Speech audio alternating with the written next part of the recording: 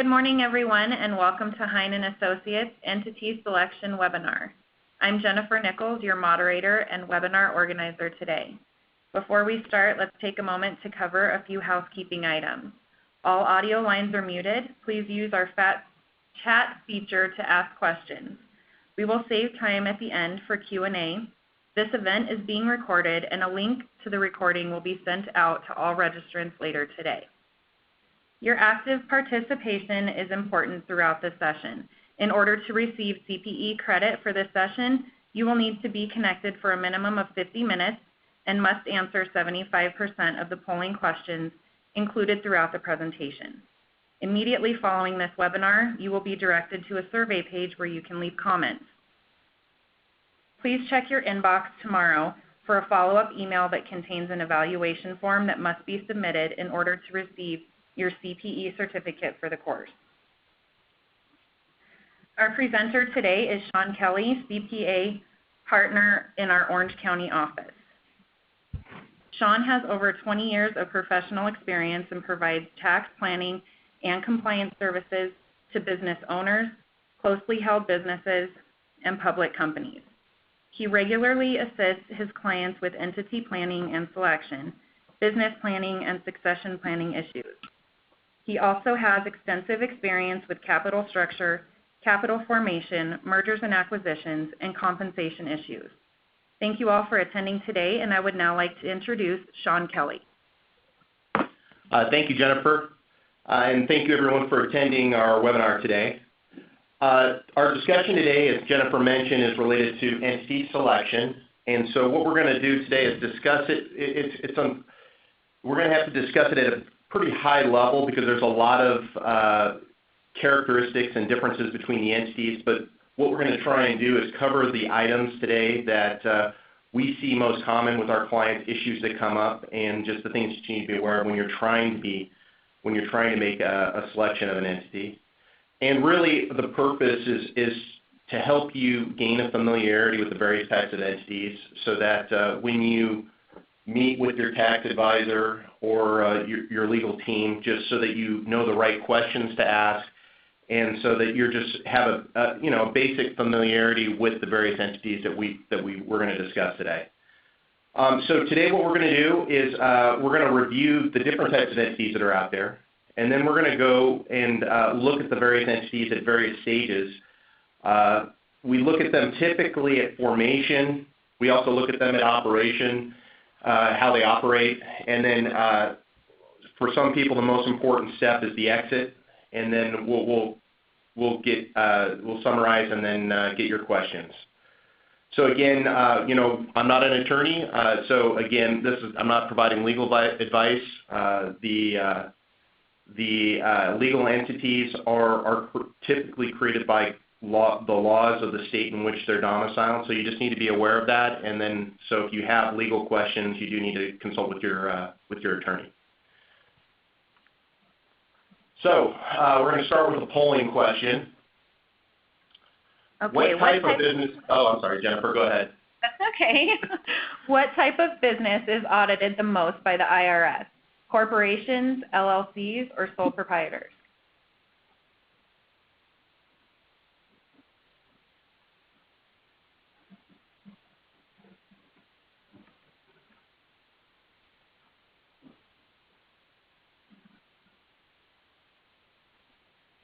So we'll just give you guys a minute to answer that question, and it kind of segues into our next section.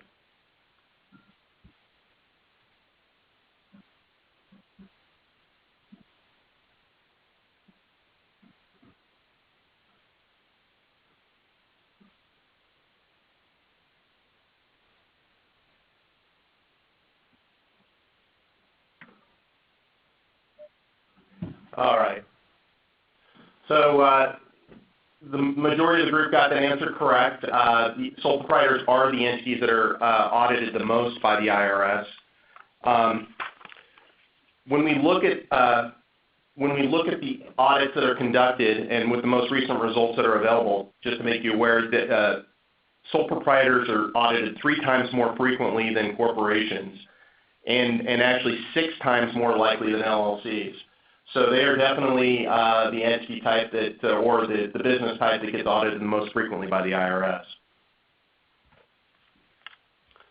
So like I said, this will bring us into the next topic for discussion. So what I wanted to do was really talk about how a business starts, and that's usually when the choice of entity needs to be made. So typically what happens is that somebody has a great idea or a business that they'd like to start, and so either they'll start a business or they'll start a business with a friend who also wants to be involved. And typically they'll start their business as a sole proprietor, and that's where we're talking about the IRS audits. And if you start with a friend, by definition, it's a partnership. So typically these types of entities, there's no legal protections provided by these entities. They're very informal.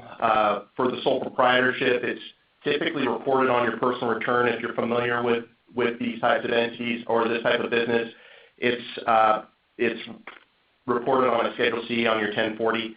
And so this is really the most informal type of business. Then what typically happens is the company starts to grow, starts to gain revenue, maybe hires some employees, has some sort of event that makes them think that, hey, maybe I should look at an entity type. And so what we often will see is somebody starts a business as a sole proprietor, but then comes to us and says, you know, my business is growing. I want the legal protections that are available to us. And so typically we look at the corporation, the S-Corp, and the LLC. And one of the things I want to make clear is, you know, the topic or the underlying topic there is common entity types for operating businesses. We're going to only really today be focusing on operating business. And when I say operating business, what that means is a business that is an active business, not a passive or an investment type of vehicle.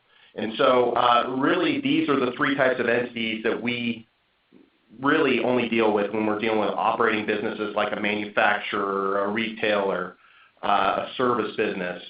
And so, you know, typically we're looking at corporations, S-corporations, and LLCs. That being said, I wanted to also just kind of make you aware of some other entities that you may have heard of. So there it is. So the other entities that you'll often hear of are limited partnerships, limited liability partnerships, and trusts. So limited partnerships we typically see are used primarily to hold real estate. Limited liability partnerships are typically used for professional services companies, so for attorneys, accountants, and we're not really focusing on those types of businesses today. And then the last type of entity I've got up there is a trust, and trusts typically only hold investments in stocks, businesses, real estate, but they don't really have an active business and don't provide you the same type of benefits that the three main entities that we discussed. But I just wanted to cover that today just so that you're aware of these other entities that are out there in case you hear of them. All right, so the three entities, just basically wanted to touch on this, that they are legal entities. They are created under the state law in which you domicile the entity. A lot of people use Delaware to create their entity. That doesn't necessarily mean that's where they do business, but they like the laws that govern their entity type in that state. Typically, you have to do your filings with the Secretary of State of that state in which you want to create the entity. And again, typically, and most of our clients, they create their entities by hiring an attorney to do all the filings with the Secretary of State and create the entity.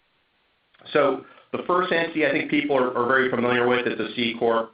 That's just your standard corporate entity. And we'll go through the characteristics of that in a second. The next entity is an S-corporation. And really, an S-corporation is the same as a C-corporation under the laws of the state. In effect, the first thing you would do to get an S-corp is create a C-corp. And then you would file a special election with the IRS to be taxed as an S-corporation. So really, it has all the characteristics, legally speaking, of a C-corporation. However, there are tax rules and differences from a tax perspective, and again, you make that election by filing Form 2553 with the IRS. And again, we'll go through what those differences are in a minute. And then the last type of entity is really the most flexible type of entity. And again, you create this by doing a filing with the Secretary of State.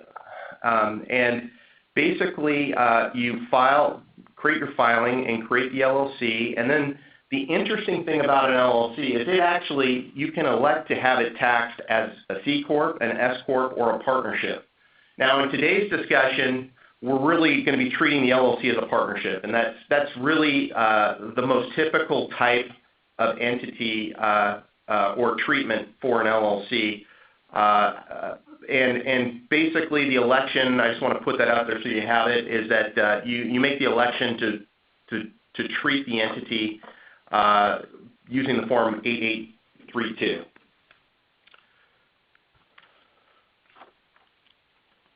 So let's first before we talk about the differences between the entities, I wanted to just briefly discuss what are the common characteristics between the three entities. Well, to begin with, unlike the sole proprietor that we discussed earlier, it's a separate legal entity, so it's separate from the owner. So the owners of the business are separate from the business itself, and that's an important characteristic. So you need to keep separate books and records. You shouldn't have bank accounts in the name of the owner being used by the corporate entity or the LLC. You really need to respect the separate entity structure, and that's important for the second point. Generally, all three of these entities provide legal protection to the owners. However, I use the word generally because there are certain circumstances where it wouldn't provide you legal protection, and that's where you're not following the rules, treating it as its own separate entity, where you're running things through your personal bank account that belong to the company. So it is important to keep it separate, and if you do that, then it would provide you the legal protection. And again, that's an area that you'd want to meet with an attorney to be clear as to when and how you would lose the legal protection. But those are out there for you. The third item is it creates a professional appearance for the company, and I think that's very important. Whether you're dealing with your vendors, they become aware that there's a legal entity. Whether you're dealing with a banker and trying to get a loan for the business, and even from the perspective of the IRS, obviously they audit these other entities less frequently. Therefore, they think there's probably more governance in place, more controls in place for people to go through the extra step of creating a legal entity. And so it really does create a more professional appearance, and as a business grows, that's an important characteristic. Okay, our next polling question. You should always own your investment real estate inside a corporation, true or false?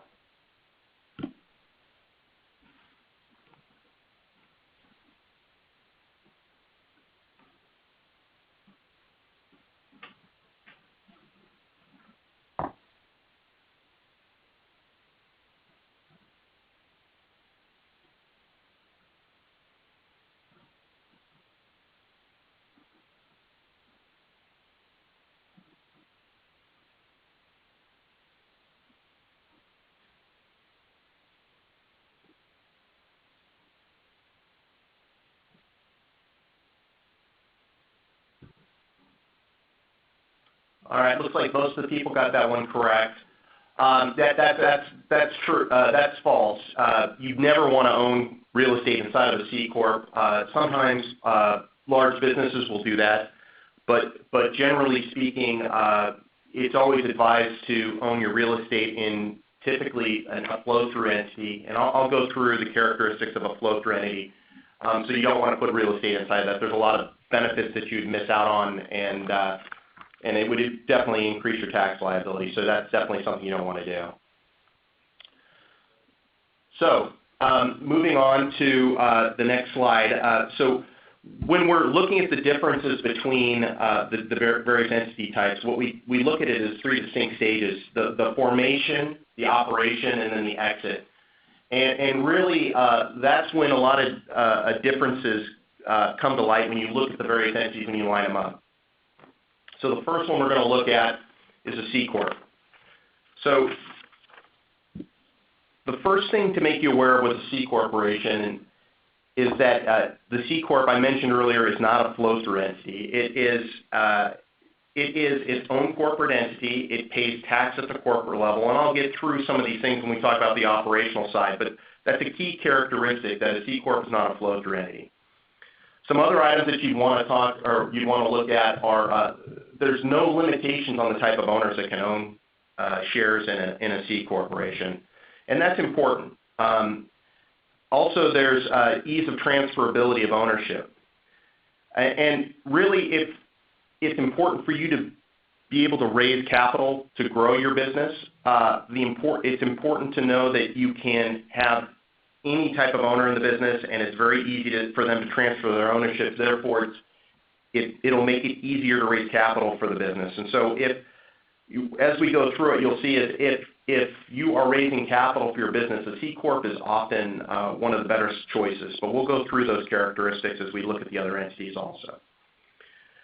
Again, with raising capital, it allows you to use different classes of stock. So, for example, often a technology company may get started and they'll have founders and they'll be issued common stock. And then as they go out and raise capital, they'll issue preferred shares to the investor group. And that's important, and it allows them, like I said, to raise capital easier. So again, as you'll see, the C Corp is one of the better entities when there's a significant amount of capital that needs to be raised to get the business up and running. And then the third characteristic is just unique from the other entities, is that it allows it to have a non-calendar year end, which allows it to have a fiscal year. And so if that's important to your business, that's just something you need to consider.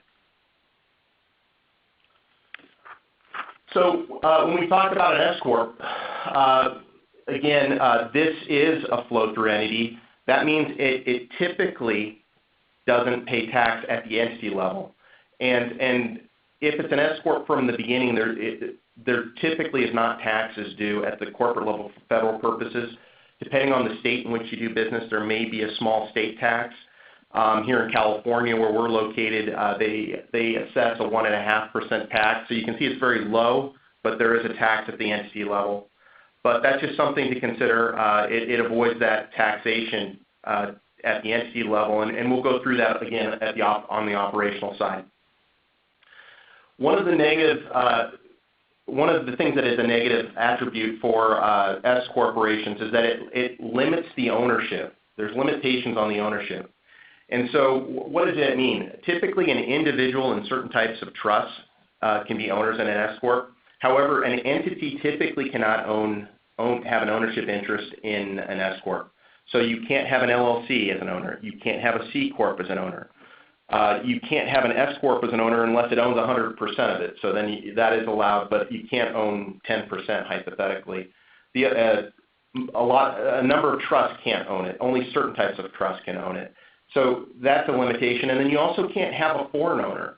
So you can't have someone that's not a U.S. citizen or a U.S. resident as an owner in your S Corp. And so that's a pretty significant limitation. There's also limitations placed on ownership transfers. And typically that is done through a shareholders agreement. And the reason why you'd put limitations on the ownership transfers is that for the reason I discussed in the first bullet point, which is if someone has an interest who is an allowed owner and then they transfer it to, let's say, an LLC, what that would do is that would trigger or that would revoke the S election that's been made. And so you would now be treated as a C Corp. And so there's definitely, in almost every S Corp client that I have, there's limitations on their ability to transfer the shares, and you have to get permission from the company to do that. And so you can see that again, to bring in an investor group, if you had to bring in an investor group, that would be a limiting factor on your ability to raise capital. Again, another limiting factor is it only allows for one class of stock. You can only have common shares. Now you can have voting and non-voting shares, but you can't have preferred shares. And again, if you issue preferred shares, you will revoke your S election and be treated as a C Corp. So, and again, if you revoke your S election, you can't make the election to be taxed as an S Corp again for 5 years. So it's a pretty significant, it has a pretty significant impact, and so that's one of those things you have to be very careful of. Distributions and allocations will be based upon ownership. So effectively, if you own 10% of the company, you own 10% of the outstanding shares of the company, you'll get 10% of all the dividends and distributions paid out of the company, you'll get 10% of the allocation of the income. Again, I mentioned earlier this is a flow-through entity, so, and we'll go into depth more in that in a minute, but effectively you're going to get 10% of all allocations out of the company. And then again, this is just a differentiating factor from the C-Corp, is it generally requires a calendar year end. There's a few exceptions to that, but it's pretty difficult to get a non-calendar year end. All right, so then now we're looking at the LLC issues, formation issues. So again, like the S-Corp, it's a flow-through. Typically, on the federal side, there are no taxes paid by this entity, so that's the flow-through. The income flows through to the owners. They're called members of the LLC, not shareholders. And again, we'll go through some characteristics and what that means in a minute. There are no limitations on the types of owners, so that's a benefit over the S-Corp. So if you want a flow-through entity and you want an owner, one of the owners wants to be own their shares through an LLC or a corporation, you would need to use an LLC for that. And that's important because a lot of times we see businesses that are owned by private equity. Private equity typically makes their investments through an LLC. If you're a startup company with a technology business, a lot of investors in that VCs, venture capital comes in through fund LLCs.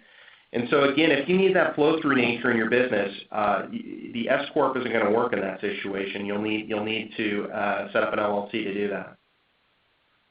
There are often limitations placed on ownership transfers, and again, there are issues where if you transfer over 50% of the shares in an LLC, treated as a partnership, it can trigger a technical termination, and that's really a tax term, but it can cause a year-end, a sub-period year-end in the middle of your year. So again, there will be limitations on ownership transfers.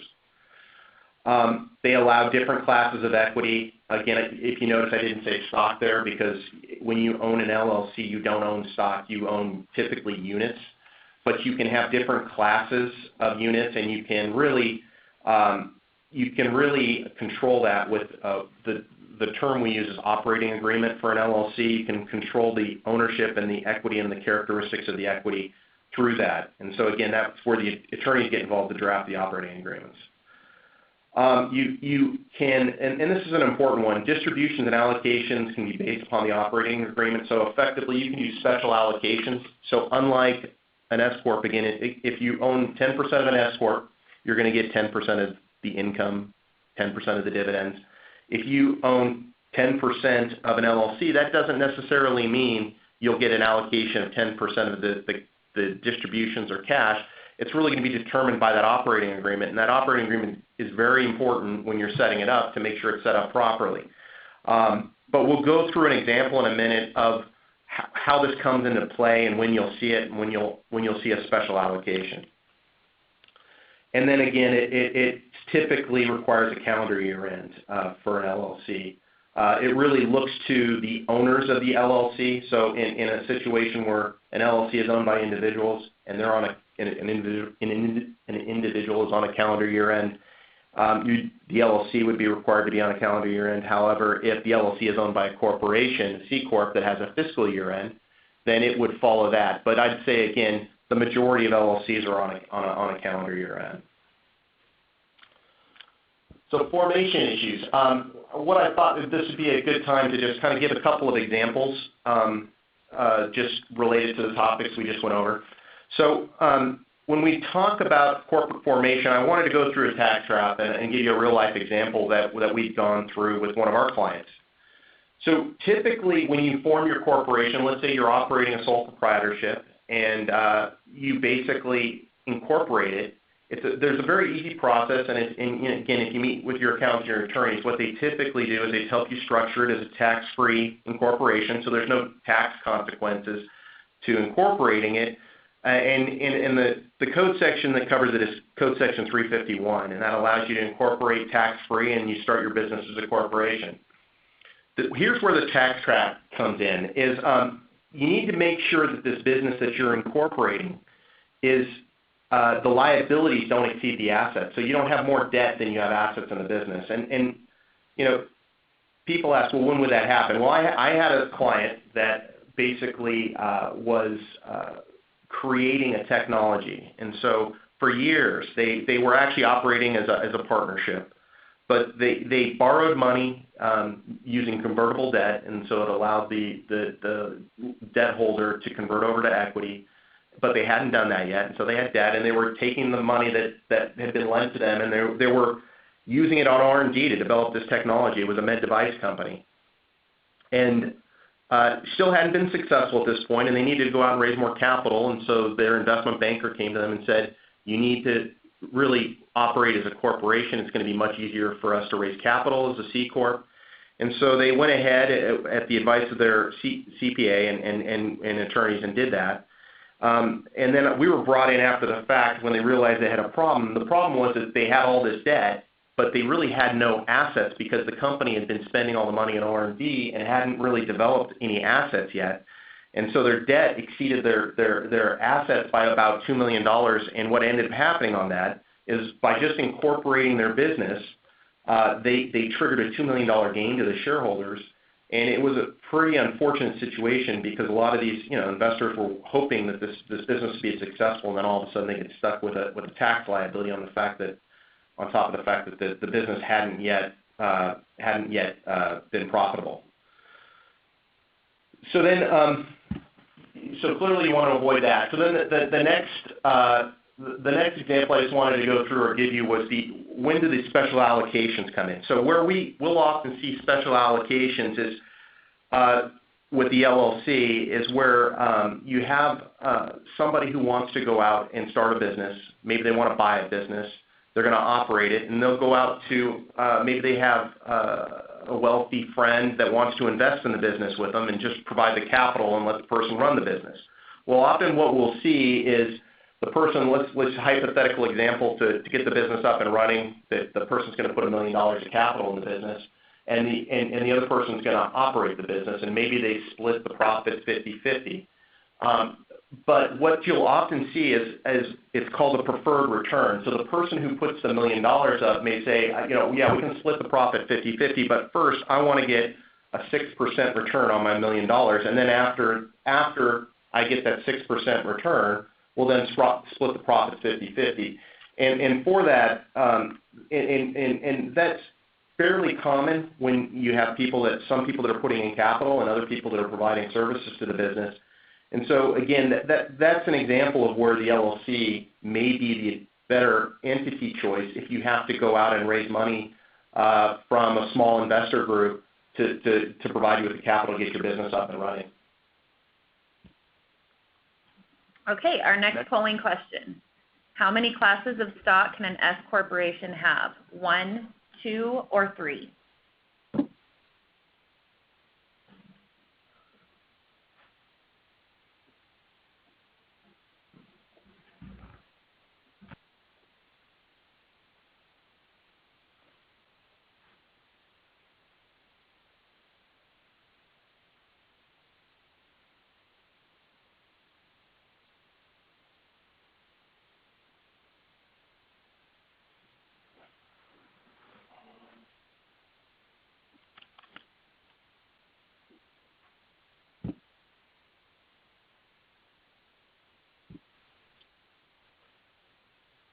Well, it looks like everyone got that one right for the most part. 94% of you answered 1, and that's correct. Again, you can only have one class of stock. However, you can have voting and non-voting shares, and that's not a different class. That's just different rights associated with the common shares.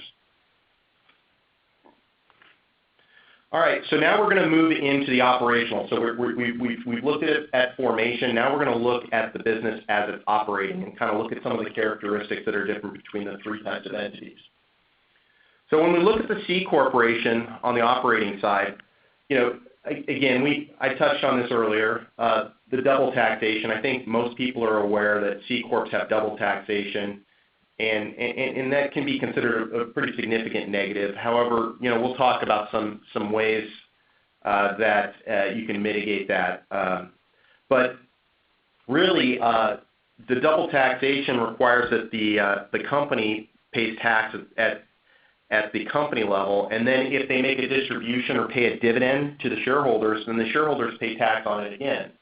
So if you're an investor in a business and you're going to invest capital in a business, and ultimately you want to get a return on that capital, if the plan is for the business to earn a profit and then pay you a dividend, there's going to be a double taxation on that. And so that's often, if that's the goal, just a long-term operating business that generates cash flow, and that's how you get your return on your investment. We typically don't see that as a CCorp type business. We may see one of the other flow-through entities, and we'll go through that in a second. And so again, distributions are typically taxable to the shareholder. They're treated as dividends. And then this point here is important.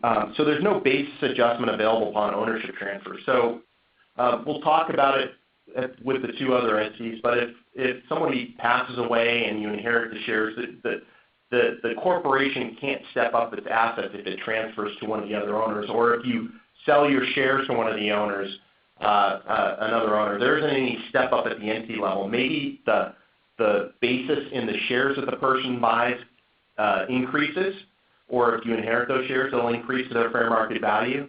But the company itself is not impacted by any of those transfers. So let's look at the S-Corp. So again, we talked about this earlier. This is a flow-through entity. So with a flow-through entity, there's a single level of taxation. And so again, if one of the ways you're looking for a return on your investment is distributions from a company or dividends paid from a company, this is more ideal. So basically, there's a single level of taxation. The taxes are paid at the shareholder level. So what typically happens is there's, at the end of the year, the corporation prepares a corporate tax return. It figures out what its taxable income is.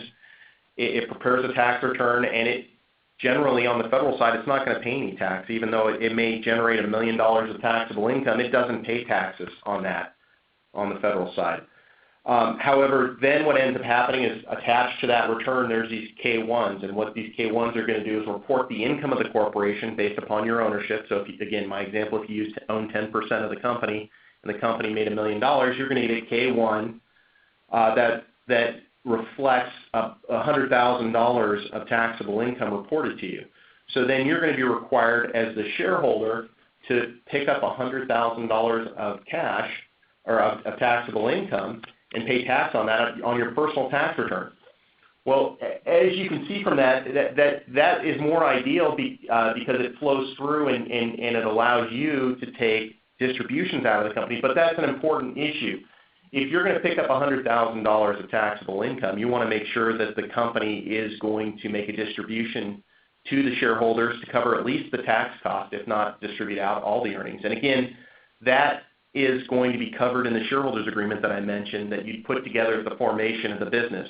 They need to address, hey, when there's income to report, how much of that is going to get distributed out to the shareholders so that they can make sure they pay their tax liability. Because you can imagine if you had to pick up $100,000 of income on your return and you didn't get a distribution from the company, that would be a problem. And those distributions you receive are typically not taxable. And I say typically because there are situations, but in a situation where you get reported $100,000 of profit and you receive a distribution of $100,000, then you would not pay tax on that. And again, like the corporation, there's no basis adjustment available on the transfer of stock. And obviously, one of these entities is going to have that. That's the LLC, and we'll get there in a minute. But again, if there's a transfer of stock, the assets inside the business don't change at all. There's no impact to them from that. And here's a characteristic, again, that is different than the LLC, which is that the flow-through income that you receive on that K-1, that $100,000 in the example I gave you, is not subject to self-employment tax. And even if you work in the business, even if you own 100% of the business, or you're the president of the company and you get a W-2 from it, that earnings that you pick up, you're not going to pay self-employment taxes. And so that is a tax that is, I'll go through with the LLC, that you're subject to if you also are active in the business. So that's a differentiator. All right. So on the LLC side, so again, just like the S-corp, you're typically not taxed. There's a single level of taxation. Taxes are typically paid by the member at the member level, meaning the owners of the business. Just like an S-corp, you prepare a return at the end of the year. It reports all the income in that example where there's $1 million of profits. That $1 million then gets reported to the members of the LLC, and they pick it up on their personal tax return and pay taxes there. And just like the S-corp, distributions are again typically not taxable to the members. And if you have questions about situations where it would, you can go ahead and ask that as one of your questions, but I don't want to go dive too deep on that. Okay, this next point is important, and I brought it up on the other ones that they weren't available for this basis adjustment. But with the LLC, you're actually eligible for a basis adjustment upon the ownership transfers. And what does that mean? So if somebody passes away and you inherit that interest, that 10% interest, or if you buy that 10% interest from someone else, what ends up happening is whatever the fair market value of that interest that you either buy or inherited, you are allowed to basically push that basis or that fair market value actually down to the underlying assets in the business, and it'll allow you. It's a tax advantage that allows you to write off those assets over time. Typically, if the assets are fixed assets, inside the business, you can step up the fixed assets to their fair market value. If it's goodwill in the business, you would push it into goodwill and amortize it over a 15-year period. So it allows an extra tax deduction that is just not available with the other two entities. And again, here's the negative that I mentioned that the S-corp doesn't have. The LLC, the flow-through income is subject to self-employment tax. And so, again, if you're an active business participant, let's say, again, you're the president of the LLC, the company, and you get this K-1 reported to you, the income that you receive would be subject to self-employment taxes. And that self-employment tax that I'm referring to is effectively Social Security and Medicare. And so you would be paying Social Security and Medicare on that. Again, if it's a very profitable business, you'd max out on the Social Security, so maybe you'd just be paying out, or the majority of the tax, self-employment tax you'd be paying would be on Medicare. But again, that's an additional tax that you just need to be aware of that's out there. All right, so next we're going to go to the exit. And really, this is an important topic, and this is where a lot of the issues of the differences come up. So when I talk about an asset or an exit, what are we talking about? Typically, when we say exit, and there's other ways, but we're talking about a sale. And so what we're talking about is, when you start your business, you often need to think of the end or keep the end in mind. And what's your plan? Are you planning to do this business for 5 years and sell it? And so when we talk about selling it, there's a key component that needs to be considered. What you need to consider is, if you sell the business and it's an asset sale, or if you sell the business and it's a stock sale, there's widely different outcomes for the owners. And so I'll just briefly touch on what that means. So typically, somebody goes out to sell their business, and you can either sell all the assets of the business to the buyer, or you can sell the stock that you own in the business in the buyer. And typically, sellers want to sell stock, and buyers want to buy assets. And so there's a negotiation that goes on there. And depending on the type of entity that you own, you may or may not be able to sell the assets of the business. And why would you want to sell the assets of the business if you prefer to sell the stock, or why would you sell the assets? Because if buyers want to buy assets and you allow them to buy the assets, they may be willing to pay more for the business if you sell the assets of the business to them rather than the stock. And again, why do buyers want to buy the assets? Because they get to step up those assets when they purchase it. When they buy the stock of a C-corp, like I talked about earlier, transfers of ownership, you don't step up the assets. And so there's a tax advantage to doing that. Also, when they buy the assets, it gives them protection from maybe potential litigation or liabilities that the company incurred in the past that they're not aware of when they're buying the business. You may, as the seller, might not even be aware of it. There may be litigation related to a product that you sold that will come up years after the sale. But if you buy the stock of the business, all those liabilities become the liabilities of the buyer. And so a way to avoid that is to do an asset sale. And so that's the rub when we look at the issues around an exit. So when we're talking about the exit as it relates to a C corporation, if it's a big sale and you have double taxation, this could be a significant cost to you as the investor. So what happens is you sell the assets of the business, and the company then recognizes gain on the sale of those assets and pays tax at the corporate level, and then turns around and makes a distribution to you. You would then, as a shareholder, pay tax on the distribution, and the tax burden on that can be upwards over 50%, closer to 60%, depending on the state you're located in. But that can be a significant burden on you in terms of, and eat significantly into the return on your investment.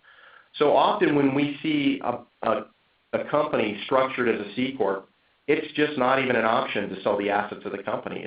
The tax burden is too significant. So therefore you would sell the stock of the business. And again, that may be what you prefer, but a buyer may not be willing to buy the stock, and so that's going to, or at least not pay you as much as you think the company's worth, because they're going to have to deal with all those issues that I brought up in the purchase of the stock. And then just another item, just to be aware of, if you want to just distribute the assets out to the shareholders and think, oh, we'll just distribute it out to the shareholders so that we can avoid this double taxation at the corporate level. Unfortunately, once you're a corporation and you build up value inside the business, any appreciated assets that are distributed outside the business are subject to double taxation. So that's really not a way to avoid the double taxation issue by making a distribution. So then when we look at the S Corp, so generally single level of taxation on the sale of the corporate assets. So this is more advantageous, right? So you effectively can sell the assets of the business and be able to only pay one level of tax. So that can reduce your tax burden. Again, the taxes are typically paid at the shareholder level. Corporate net income is reported on the shareholder's 1040 personal tax return, and that's where the taxes are paid. I mentioned that earlier in the operational side. And then again, once the assets are sold, you make a distribution to the shareholder. And again, distributions are typically non-taxable to the shareholder. Now, I just want to bring to your attention there that when I say typically, that means there can be. So when you liquidate a business, really what you're supposed to do is, as you make the liquidating distribution, you measure your basis in that investment. And that's a very complicated matter. But just to be aware, there can be gains or losses on the liquidation of the business. But again, typically you'll avoid most of the double taxation or most of the extra tax burden by having an S Corp over a C Corp in that situation. Okay, the next bullet point there is appreciated asset distributions are typically subject to a single taxation. So better than an S or a C Corp, you don't pay the double taxation, but you pay single tax. So typically, we do not see appreciated assets distributed from an S Corp because it triggers taxation. And so that is an important characteristic when we're looking at the LLC, and we'll go through that in a minute. But you typically do not want to distribute your assets out, and that is one of the limiting factors when you're comparing it to an LLC. All right, so on the LLC exit, again, like the S Corp, the taxes are paid at the member level. The gain is reported on the member's personal tax returns, and again, you do the same calculation, what's your basis, and typically majority of your distribution would not be taxable to the member, but again, you have to measure what your basis is in the investment. Now, this last point is a differentiator from the S Corp, which is appreciated asset distributions are typically not subject to tax. So you can distribute appreciated assets in an LLC out. And really, when does that come into play? Well, that allows S-corps or LLCs to be a more flexible entity in a transaction. And you'd really have to get into the nuances of a sale, but I'll just say that I've gone through a number of transactions with my clients, and when they're structured as an LLC, it does allow them to be more flexible. And one example I'll just give you is where private equity comes in and buys your business. So a private equity group goes out and buys private companies, and what they'll do is they'll require the person selling the company to reinvest in the new business. So effectively, you may own the business and sell, but they'll want the management team to continue to be owners in it. And there's a tax benefit or an ability to avoid taxation on the portion of the investment that you reinvest in the new business with the private equity group. And so, again, it's just more flexible, it's more tax efficient. And so in those circumstances, I would say the LLC is a very ideal entity for structuring a transaction. Okay, our last polling question. When a person wants to sell their business, which do they prefer to sell? The company's assets or its stock?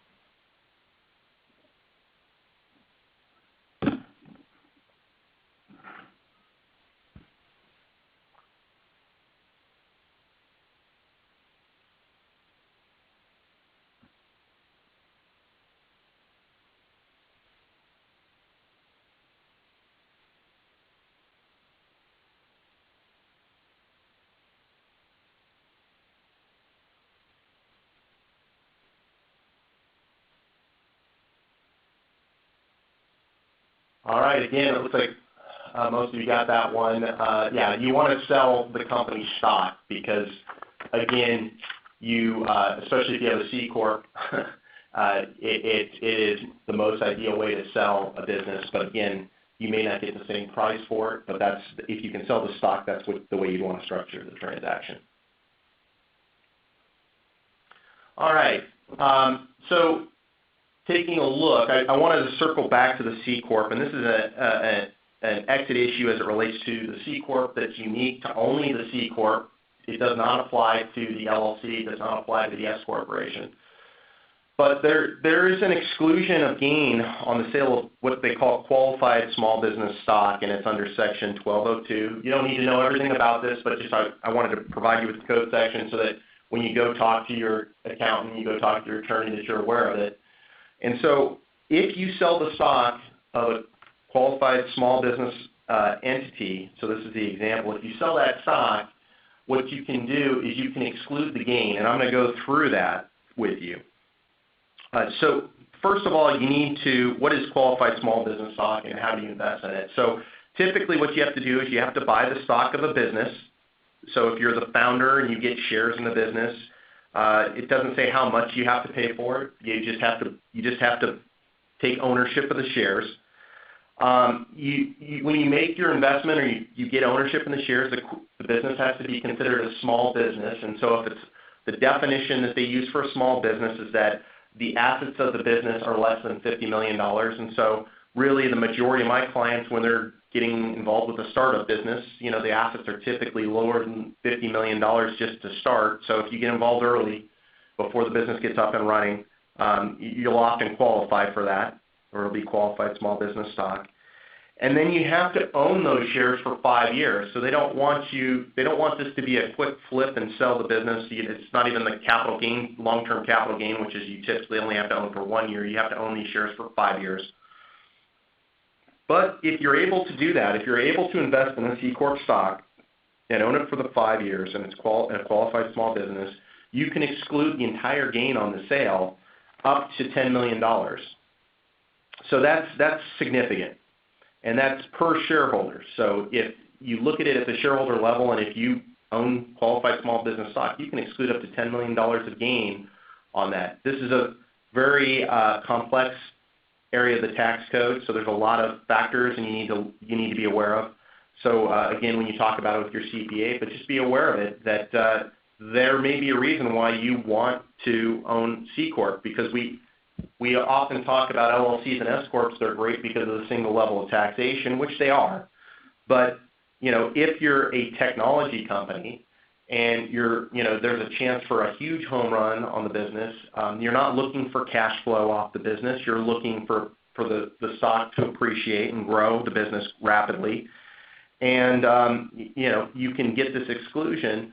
It may outweigh the reduction in the purchase price for a flow-through entity. So you have to weigh all these factors. And again, C-corps are great when you have to raise a lot of capital anyways, because that's typically how venture capitalists want to invest, because they don't want to deal with K-1s and those sort of things. So they often look to make investments. VCs often look to make investments in C-corps as opposed to LLCs. So, I've thrown a lot of information at you guys, and some things are pro and some things are con, and for each of the entities. And I think to some degree you may ask, well, what does this all mean? What I think it means is, I think what you really need to do when you're starting your business, you need to sit down with your advisors, your accountants, your attorneys, and develop a plan. How are you going to be running the business? What is the plan? What is your exit? So will you be raising capital? That's an important question to ask yourself. How long do I plan on being involved with the business, running the business? When I want to exit, how will I do this? Are you going to sell it? Are you planning to transfer it to your children? All those things have impacts on the type of entities. If I'm going to sell the business, who's the likely buyer? Private equity. Private equity loves to invest in LLCs, and there's that rollover capital that I talked about, the benefit there. Is it a strategic competitor that may come in and buy you up? Or are you going to go public? If you're going to go public, clearly you need to be a C-corp. C-corps are really the only entities, for the most part, that go public. And so, and you may say to me, well, I'm just starting my business. How do I know the answers to all these questions? And that's one of the complexities with this. You don't know all the answers. You're going to react and evaluate, but you have to make the best decision with the information you have available. And the only way you can really do that is by putting the plan together. I've seen a number of businesses where the owners just want to transfer it to their kids, and they want to keep the business in the family for the next 50 to 100 years. And an S corp is a great way to do that. That would be ideal. But if you're going to raise a significant amount of capital, there's going to be a lot of investors. I would say almost every time I would recommend a C corp. I have a client who has over 100 investors in their LLC. They spend the first 2 months of the year just dealing with investor calls about their K-1s and all the issues and when they're going to get it out to them, and it's a complete nightmare. So that we've already talked to them about, let's convert it over to a C corp. So those are the things you need to kind of look at. Are you going to be raising capital? Those are the important decision points, and so those are the things to consider. With that being said, I want to thank you all. I think we've got some questions that we'd like to go over. So I'll go ahead and read them. Do you need to pay yourself a salary with an S corp? That's a great question, and the short answer is yes. If you're providing services to the company and you are working for the business, and if, let's say hypothetically you're an officer of the company, you're an owner, the IRS targets S corps that have no salaries to the officers of the company, and that is a hot button for them for the last few years, and they've been auditing companies that don't have compensation. And then that kind of leads to the next issue, which would be, well, how much? And I get that question from my clients a lot. And the term that the IRS uses is reasonable compensation. You need to pay yourself a reasonable amount. Well, that's a pretty gray area. So, usually we talk about it with our clients. We evaluate, what's the industry norms. And typically, if you're paying yourself anywhere close to the Social Security limit, because that's really why people don't pay themselves a salary, is they're trying to avoid that Social Security and Medicare. But if you get close to that Social Security limit, we often see that takes that issue away. That was a great question. The next question: are distributions always part of ordinary income, or does it depend on the individual's tax implications? So, again, that's another good question. When you have the various entities, so if you take a C-Corp and you get a dividend from it, it's always going to be considered a dividend. It may be ordinary dividend or it may be a qualified dividend, which gets some beneficial tax treatment. When you have an S-Corp or an LLC, the nature of the distribution or the nature of the income that you're going to recognize from that business, it can vary, and it can vary dramatically. Just typically if the business is just operating and generating, in that example I gave you of $1 million, and it generated $1 million of profit from its operations, that's typically all going to be considered ordinary income.